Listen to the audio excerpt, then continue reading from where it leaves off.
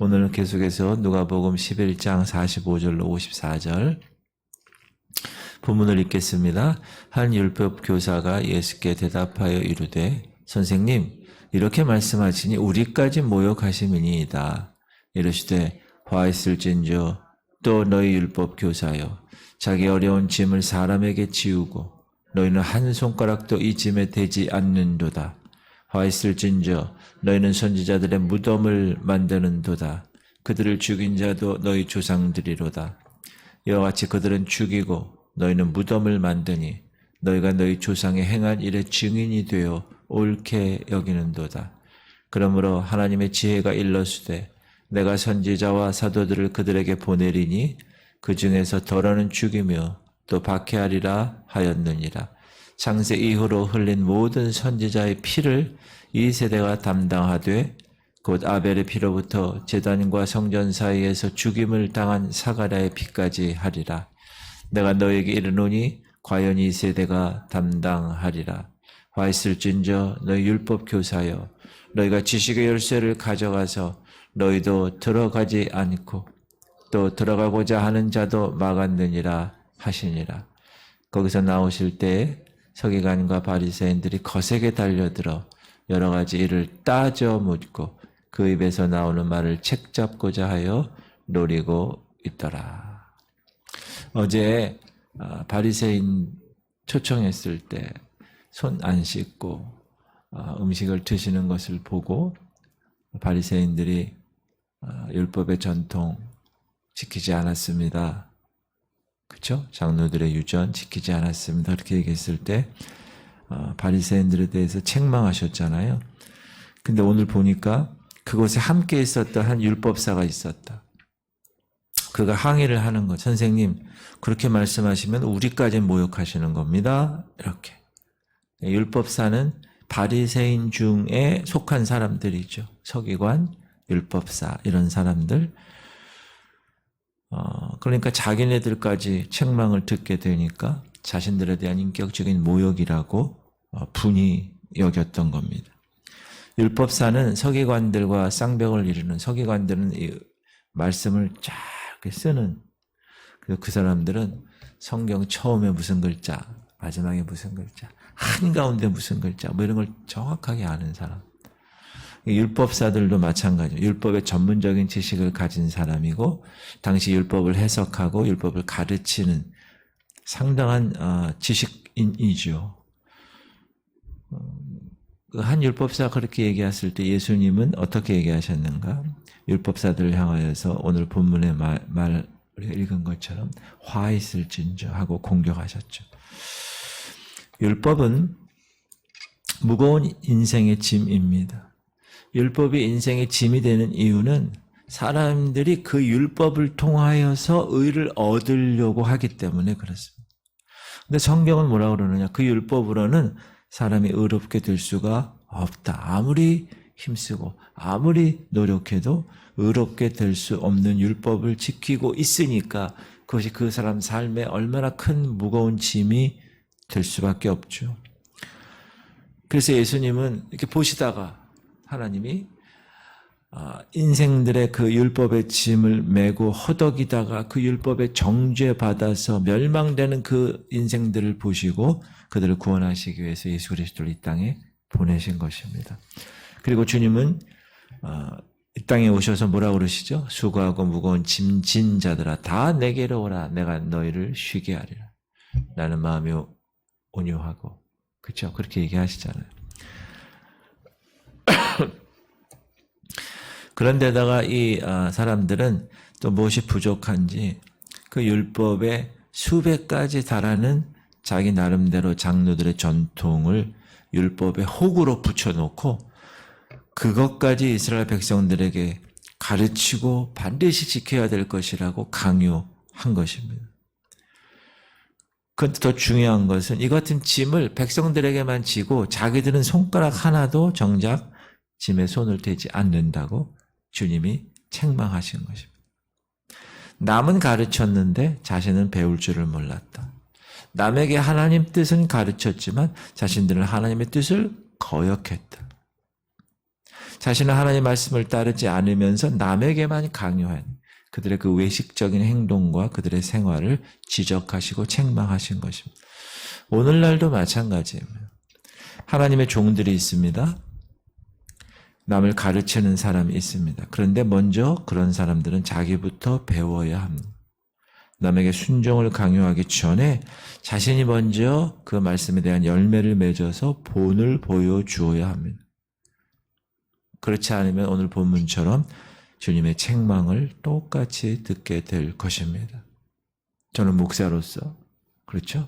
또 여러분은 여러분 나름대로 교회 내에서의 또 직분을 가지고 삶을 살아갈 때 지적질하고 가르치고 이런 삶을 사는 게 아니라 스스로 먼저 본을 보이는 삶, 목사인 저부터 그렇게 하는 삶이 중요하다. 두 번째 우리가 생각할 것은 율법사들은 하나님 말씀에 대한 지식의 열쇠를 가지고 있는 사람입니다. 그런데 이게 종교개혁 전까지 다 모든 지식을 그들이 독점하고 모든 사람들을 그들의 지식으로 가르치고 있었다. 정작 이들은 그 지식을 가지고 있었지만 그 지식이 그 사람에게는 아무런 소용이 없었다. 무익한 것이 되었다. 그 이유가 뭐냐? 하나님 나라는 지식으로 들어가는 게 아닙니다. To know Jesus. To know about Jesus. 예수님의 관한 지식을 많이 알 수 있습니다. 교회 오래 다니다 보면. 아유, 목사님 본문 얘기하면 무슨 얘기할 줄 다 알아. To know about Jesus. 예수님에 관하여는 알아. 그러나 정작 예수님을 만나지 못해서 그렇게 살아가는 사람도 있기 때문에 그렇습니다. 하나님의 나라는 지식으로 들어가는 것이 아니라 믿음으로 들어가는 건데 그 믿음이 그들에게는 없었다. 그들은 메시아가 베들레헴에 태어난다는 성경적 지식을 정확하게 갖고 있었습니다. 율법사들, 바리새인들, 지식의 열쇠를 가지고 있는 사람들이었기 때문에. 그러나 베들레헴에 찾아가지 않았습니다. 왜요? 믿음이 없었기 때문에. 그리고 믿음으로 들어가려는 사람까지도 천국문을 막고 있었다. 무슨 말이냐? 예수를 따르는 무리들이 막 생겼잖아요, 그때. 근데 그 사람들은 어떻게 했어요? 유대교에서 출교했잖아요. 정죄했잖아요. 사이비 이단 집단이라고. 그들은 그들의 지식으로 참 생명의 길을 가고자 하는 백성들의 길마저 막아선 겁니다. 그래서 오늘 예수님이 그렇게 책망하신 것이죠. 그럼 그들에게는 왜 믿음이 없었나? 따라합시다. 율법은 믿음에서 나오는 것이 아닙니다. 율법은 행하는 목적이 있습니다. 행함으로 의롭다함을 얻는 것인데 그게 율법의 생명, 그게 율법의 핵심입니다. 그러나 이 세상에 행함으로는 의롭다함을 얻을 육체가 단 한 명도 없다. 아무리 율법대로 살려고 그 율법을 행해도 결과적으로 율법을 범하게 된다. 그러면 그 율법에 의해서 정죄받는 비참한 모습으로 드러나게 된다. 그러므로 율법의 행위로 그의 앞에 의롭다 하심을 얻을 육체가 없나니 율법으로는 죄를 깨달음이니라. 바울이 그런 모델이죠. 바울은 율법으로 의를 얻으려고 힘썼던 바리새파 중에 바리새파죠. 그러나 그가 얻으려는 의는 얻지 못하죠. 그리고 그 율법 앞에서 죄를 행하지 않을 수 없는 자기 자신을 발견하고 애처롭게 울부짖죠. 오호라 나는 곤고한 사람이로다. 이 사망의 몸에서 누가 나를 건져내랴. 바울이 실패했다는 거. 율법의 법대로 살려고 철저하게 그렇게 살았지만 실패했다. 왜 실패했다고요? 그러므로 내가 한 법을 깨달았노니 곧 선을 행하기 원하는 나에게 악이 함께 있는 것이로다. 내 속사람으로는 하나님의 법을 즐거워하되 내 지체 속에서 한 다른 법이 내 마음의 법과 싸워 내 지체 속에 있는 죄의 법으로 나를 사로잡는 것을 보는도다. 죄의 세력, 육의 세력 이야기하는 거예요. 그래서 율법은 죄를 깨닫게 하는 용도로 하나님 우리에게 허락하신 거예요. 아, 내가 이게 죄였구나. 그 전까지는 살인하면 죄가 아니었지요. 근데 율법에 살인하지 말라 했으니까 죄구나. 율법에 어긋나는구나.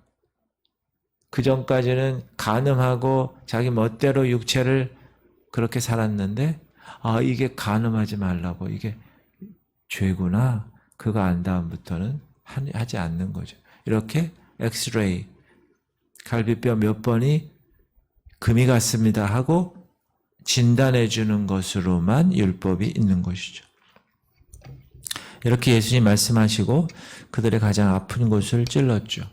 화했을진저 너희는 선지자들의 무덤을 만드는도다.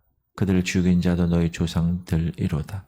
이와 같이 그들은 죽이고 너희는 무덤을 만드니 너희가 너희 조상의 행한 일의 증인이 되어 옳게 여기는도다. 이스라엘 조상들, 하나님 보내신 선지자들 죽이죠. 주님은 그 조상들이 너희 조상이라고 지금 말씀하시는 것입니다. 그리고 한두 명만 죽인 게 아니라 계속해서. 근데 너희들은 지금 그 무덤의 수요를 더 쌓고 있구나 라고 책망하시는 거예요. 그들의 조상들이라는 것은 선지자들을 죽였던 이스라엘 지도자들이겠죠. 하나님의 말씀을 전하는 적은 수요의 선지자들을 죽였지만 지금 너희들은 이스라엘의 지도자 위치에서 그 조상들이 걸어온 그 길을 답습하면서 잘못된 교훈과 율법의 행포를 통하여서 자기 백성들을 다 사망의 길로 인도하고 있어. 그러니 너희들은 무덤 위에 무덤을 더 쌓는 일이 아닐 수 없단다 라고 책망을 하고 계시는 것입니다. 죽이는 일보다 쌓는 일이 더 희생의 수요가 많다라는 것을 이야기하는 거죠. 잘못 가르치는 일, 그건 많은 영혼을 죽이는 일이다. 강단에서 복음에 관해서 정확하게 이야기하지 않고 그냥 세상에서 얘기하는 인문학 강의처럼 좋은 일 하세요. 선하게 사세요. 이게 종교예요. 이게 제가 주일날 그 기독교 여러분 전도 대상자를 정한 그 사람들에게 어떻게 얘기를 해야 되느냐에 대해서 말씀을 드릴 거예요. 설교 제목이 뭐냐면 기독교가 뭐라고 묻거든 그럼 여러분 대답할 수 있어야 돼. 꼭 준비할 수 있어야 됩니다. 나중에는 이 유대인들이 바리새파 이 사람들이 절정에 달아서 급기야 하나님이 보내시는 메시아를 죽이죠. 예수님을. 그의 증인들까지 죽여버리죠. 창세 이후로 흘린 모든 선지자의 피를 이 세대가 담당하리라. 그래서 예수님이 지금 책망하시는 거예요. 너희들 아벨의 피부터 지금까지 모든 피 너희들이 담당할 거야. 그 이유가 뭐라고요? 최후의 의인으로 보내신 그들의 메시아를 그들의 손으로 죽였으니 그 죄에 대한 대가, 보응 어느 세대보다 더 크다. 너희들은 그 죄를 짊어지지 않을 수 없어 라고 말씀하신 겁니다. 사랑하는 성도님들, 백성들의 지도자가 하나님 앞에 바로 서야 한다는 일은 너무나 중요합니다. 왜냐하면 지도자는, 특별히 영적 지도자는 지식의 열쇠를 가진 자들이기 때문에 그렇습니다. 하나님 말씀의 지식을 백성들에게 올바르게 가르쳐야 됩니다. 그래서 하나님은 선지자들과 이스라엘 백성들을 인도하는 지도자들에게 이런 지식을 주셨습니다. 그러나 그들은 그 지식을 올바르게 활용하지 못했습니다. 자신들도 의에 이르지 못하고 구원에 이르지 못했고 구원에 이르기 원하는 사람까지도 그 길을 막았다고 책망하시는 것입니다. 예수를 비방하고 정죄하고 그를 따르는 사람을 출교한 그런 죄.